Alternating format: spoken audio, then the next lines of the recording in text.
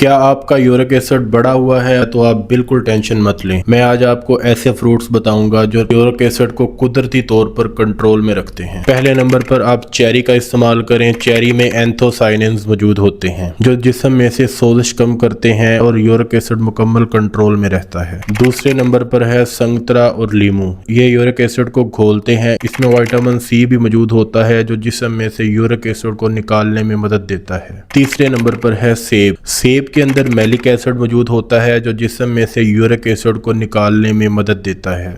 चौथे नंबर पर हमारे पास जो फ्रूट है वो है अनानास।